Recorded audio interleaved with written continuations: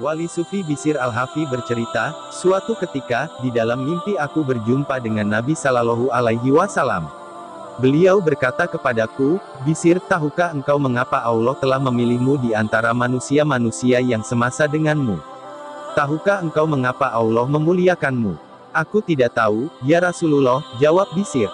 Karena engkau telah mengikuti sunnahku, memuliakan orang-orang yang saleh, memberi nasihat-nasihat yang baik kepada saudara-saudaramu, dan mencintai aku dan keluargaku, kata Nabi menjelaskan. Karena alasan-alasan itulah Allah telah mengangkatmu ke dalam golongan orang-orang yang soleh, dari tulisan Abuya Sayyid Muhammad bin Alawi Al-Maliki, Mafahim Yajibu Antusohaha, halaman 34 dan dari Tazkiratul Aulia, Fariduddin Attar. Suatu malam, kata Wali Sufi Bisir Al-Hafi, aku bermimpi bertemu Sayyidina Ali bin Abi Tholib radhiyallahu anhu. Aku berkata kepadanya, beri aku petuah. Alangkah baik belas kasih yang diperlihatkan orang-orang kaya kepada orang-orang miskin, semata-mata untuk mendapatkan pahala dari Yang Maha Pengasih. Tetapi yang lebih baik adalah keengganan orang-orang miskin untuk menerima pemberian orang-orang kaya karena percaya kemurahan Sang Pencipta alam semesta, jawab Ali dalam mimpi tersebut. Dikisahkan bahwa selama Bisir Al-Hafi masih hidup, tidak ada seekor pun keledai membuang kotorannya di jalan-jalan kota Baghdad karena menghormati Bisir yang berjalan dengan kaki telanjang. Pada suatu malam seorang lelaki melihat keledai yang dibawanya membuang kotoran di jalan. Berserulah ia, wahai Bisir Al-Hafi telah tiada. Mendengar seruan itu, orang-orang pergi menyelidiki. Ternyata kata-katanya itu terbukti kebenarannya. Di sebuah riwayat dalam Hilyatul Aulia, yang diriwayatkan Abu Bakar bin Malik kepada Abdullah bin Ahmad bin Hanbal, dikatakan bahwa Wali Sufi Bisir bin Al-Harits Al-Hafi pernah berkata, Iza ihtamamta li galai al-siri fatkur al-mauta fa'inahu yusibu angka hama al-galai. Apabila engkau merasa gundah karena melonjaknya harga, maka ingatlah kematian, karena hal itu bisa menghilangkan kegundahan. Diceritakan juga bahwa Bisir hidup sebagai fakir terlunta-lunta, sering kelaparan, dengan kaki telanjang tanpa alas. Wali Sufi Bisir Al-Hafi seringkali ditanya mengapa dirinya memilih bertelanjang kaki. Semua pertanyaan itu selalu dijawab Bisir. Ketika aku berdamai dan bertaubat kepada Allah, aku sedang telanjang kaki. Sejak saat itu aku malu mengenakan alas kaki. Bukankah Allah yang Maha Besar pun telah berfirman, Alatzi ja'alalakum al-arda firasya. Dia Allah telah menciptakan bumi sebagai permadani untukmu. Dalam tafsir Jalalain dan tafsir Al-Muyassar, firasya di sini berarti permadani yang memiliki manfaat untuk mempermudah penghidupan manusia di atas bumi. Dan bukankah tidak pantas kita berjalan memakai alas kaki di atas permadani raja? Ujar Bisir bin Al-Harits.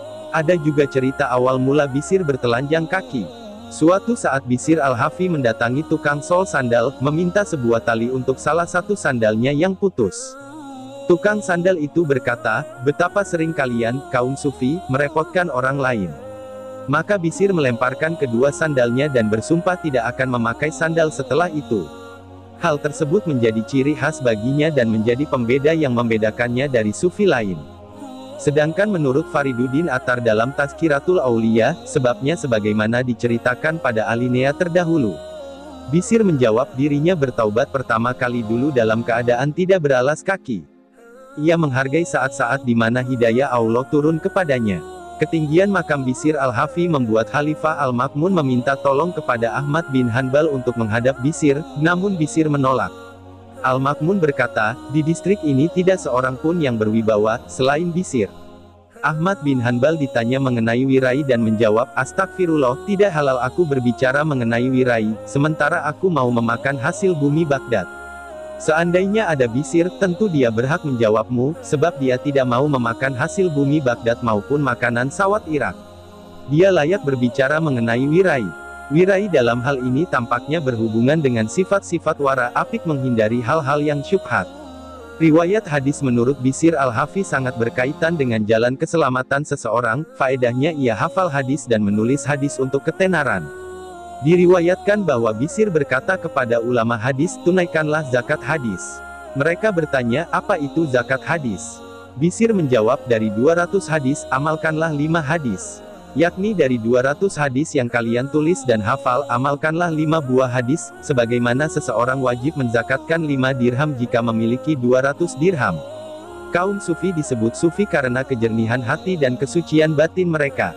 Bishr al-Hafi berkata, Sufi adalah orang yang hatinya dijernihkan Allah.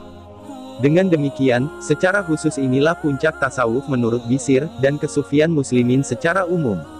Metode Bishr mengenai tarikoh, jalan tampak dalam ucapannya, barang siapa ingin agung di dunia dan selamat di akhirat, maka janganlah meriwayatkan hadis, jangan bersaksi, jangan menjadi imam dan jangan memakan makanan milik orang lain. Asas tasawuf menurut Bishr adalah anti terhadap segala sesuatu yang tidak berguna di akhirat. Suatu ketika Bishr diundang untuk menghadiri sebuah jamuan makan. Makanan pun dihidangkan di hadapannya. Bishr berusaha mengulurkan tangan, namun ternyata tidak bisa. Bishr berusaha sekali lagi, namun tidak berhasil juga, sampai 3 kali. Seseorang yang mengenalnya berkata, tangan Bishr tidak bisa diulurkan kepada makanan yang haram atau syubhat. Mestinya tuan rumah tidak perlu mengundang beliau ke perjamuan makan ini. Bishr bekerja sebagai penenun kain dan itulah sumber kehidupannya sampai meninggal dunia. Dia tidak mau menerima pemberian siapapun, kecuali dari seorang muridnya. Sikap tersebut sangat berbeda dengan sikap wali sufi lain, Ma'ruf al-Karhi, yang menerima makanan halal yang diberikan kepadanya. Ketika Ma'ruf ditanya tentang saudaranya, Bishr, yang tidak mau menerima pemberian, Ma'ruf menjawab, Bishr dikuasai wirai, sedangkan aku dibentangkan makrifat. Aku hanya seorang tamu di rumah Tuhanku. Jika dia memberi makan, aku makan, jika dia melaparkan aku sabar. Suatu saat Bishr berkata, aku masuk rumah, tiba-tiba ada seorang lelaki, sehingga aku bertanya, siapakah Anda? Dia menjawab, saudaramu Al-Hitr. Aku berkata, doakanlah aku kepada Allah. Hitr berkata, semoga Allah meringankan ibadah bagimu. Aku berkata, doakan lagi. Hitr berkata lagi, dan semoga Allah menutupi ibadahmu. Di kota Baghdad hidup seorang pedagang yang membenci kaum Sufi. Kebenciannya itu membuat dirinya membuntuti Bishr al-Hafi usai salat Jumat untuk mencari aibnya. Saat Bishr al-Hafi keluar dari masjid, dengan segera laki-laki itu berkata dalam hatinya, inikah yang disebut orang zuhud? Ia tidak tinggal lama di masjid. Laki-laki itu terus mengikuti Bishr yang berjalan menuju pasar, tempatnya membeli roti serta kue-kue. Laki-laki itu semakin kepo. Ia pun ingin melihat bagaimana Bishr menyantap makanan tersebut. Setelah itu Bishr berjalan menuju padang pasir. Saat itu laki-laki tersebut berkata dalam hati, ia ingin mencari sayuran dan air rupanya. Ternyata Bishr terus berjalan menyusuri padang pasir hingga tiba waktu asyar. Kemudian ia memasuki sebuah desa, diikuti laki-laki tersebut. Di desa itu Bishr mendatangi sebuah masjid dan di sana ada seorang laki-laki yang tengah sakit payah. Bishr menyuapi si sakit dengan makanan yang ia bawa dari Baghdad. Sedangkan si laki-laki penguntit setelah mengetahui hal itu merasa ingin melihat-lihat suasana kampung tersebut. Setelah si penguntit kembali ke tempat laki-laki yang sakit, Bishr sudah tidak ada di tempat. Laki-laki yang sakit itu menyampaikan bahwa Bishr telah kembali ke Baghdad. Dari laki-laki itu si pedagang pun sadar bahwa jarak desa itu dengan Baghdad cukup jauh, sedangkan ia tidak memiliki uang untuk menyewa kendaraan dan tidak kuat lagi berjalan. Si sakit pun menyarankan agar pedagang penguntit itu tinggal sementara di desa tersebut dan menunggu kedatangan Bishr pada Jumat yang akan datang. Ketika hari Jumat tiba, Bishr pun datang dari Baghdad dengan membawa makanan untuk si sakit. Si sakit pun menyampaikan kepada Bishr, ini ada yang mengikutimu dari Baghdad, ia tidak bisa pulang. Antarkan ia ke rumahnya. Bishr pun mengantarkan si penguntit hingga sampai Baghdad dan melarangnya untuk melakukan hal itu kembali. Setelah peristiwa itu terjadi, si pedagang memutuskan untuk bersahabat dengan kaum Sufi dan membelanjakan seluruh hartanya untuk mereka, dari Hiya al-Auliya.